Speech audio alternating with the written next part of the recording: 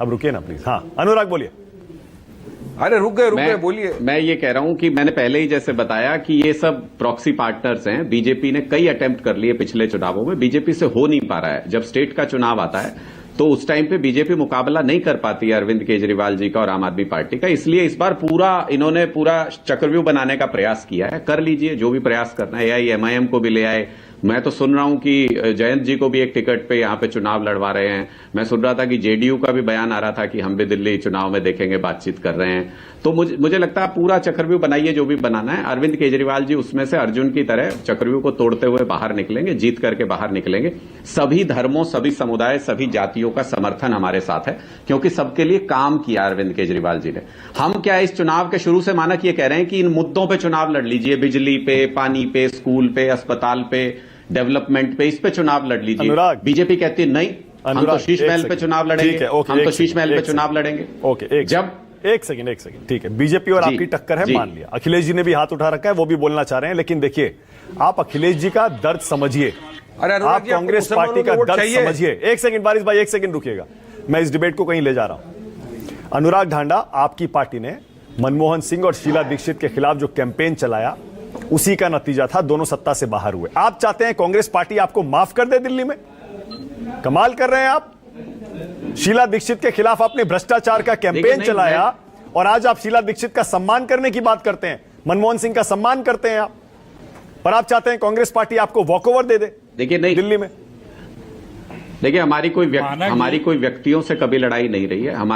हमारी कोई व्यक्तियों से कभी लड़ाई नहीं रही है मानक। हमारी तो भ्रष्टाचार के खिलाफ लड़ाई थी, और भ्रष्टाचार का मानक कांग्रेस पार्टी रही है, पूरा उसका परिचायक रही है।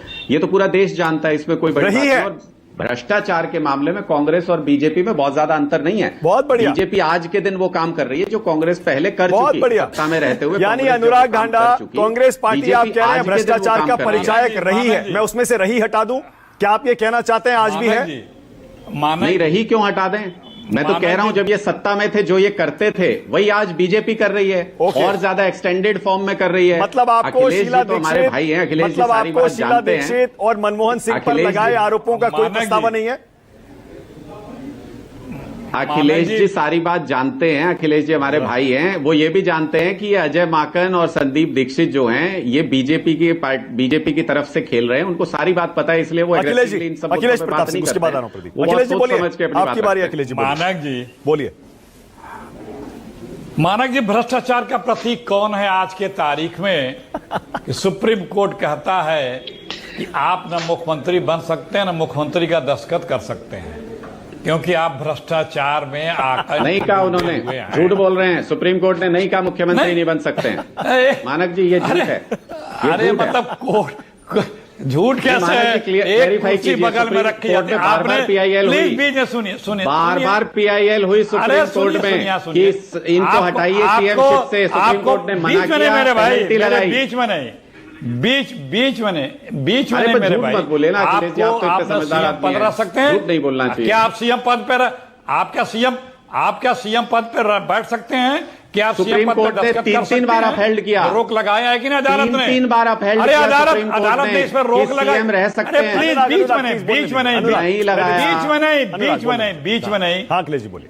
कर लीजिए, पूरा कीजिए, आप पूरा कीजिए। दस्तखत नहीं कर सकते बतौर मुख्यमंत्री, आप कोई निर्णय नहीं ले सकते, सिग्नेचर नहीं कर सकते। और क्या होता है, आप दुनिया में सबने सुना है कि एक सीएम होता है, एक डिप्टी सीएम होता है, एक TCM हो गया, टेम्परेरी सीएम बैठती हैं, बगल में खाली कुर्सी रखती हैं।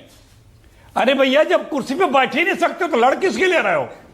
जब तुमको कुर्सी पे बैठने का अधिकार ही नहीं है, तुमको पावर ही नहीं है, तो दिल्ली की जनता को क्यों गुमराह कर रहे हो?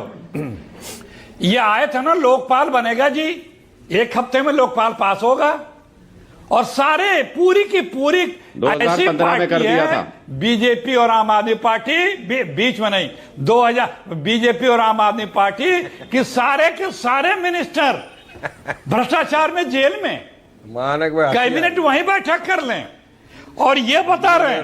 और ये बीजेपी के छोटे रिचार्ज तो वही हैं। जब किसानों के लिए पूरा हिंदुस्तान बीजेपी के बनाए कानून पे धरना दे रहा था, विरोध कर रहा था, तो सबसे पहले उस बीजेपी के काले कानून को अपनी विधानसभा में पास करा के बीजेपी के सुर में सुर कौन मिलाया था? कौन कहता था बड़ा अच्छा कानून है? महाराष्ट्र चुनाव में बोलना अच्छा, चाहिए। एक नहीं दर्जनों बार अखिलेश जी, बीजेपी के सुर को सुर को अखिलेश जी, अरे 2 महीने पहले बीजेपी में सुर में सुर मिला करके बीजेपी के छोटे रिचार्ज के रूप में काम किया है और किया है। अच्छा अखिलेश जी सुनिए ना, एक अब सेकंड। उनको हमेशा अखिलेश जी, एक मिनट, से देखिए, पैसे ये चुनाव है, कवरेज देने अखिलेश के जी, बाद चुनाव है, प्रचार चल रहा है, 15-20 दिन चलेगा। महाराष्ट्र चुनाव में पहले बोल दिए होते, देश में नया एक वारिस पठान एक सेकंड बन प्लीज, एक जाता। सेकंड। अखिलेश जी मैं ये कह रहा हूं अगर गठबंधन कर लेते लोकसभा चुनाव की तरह तो अच्छा नहीं होता क्या? अखिलेश जी क्यों नहीं कोशिश की आपने? अलायंस अरे कर भाई, लेते, इंडिया गठबंधन भी बच जाता। हम कहां मना कर रहे थे? नहीं, हम कहां मना कर रहे थे?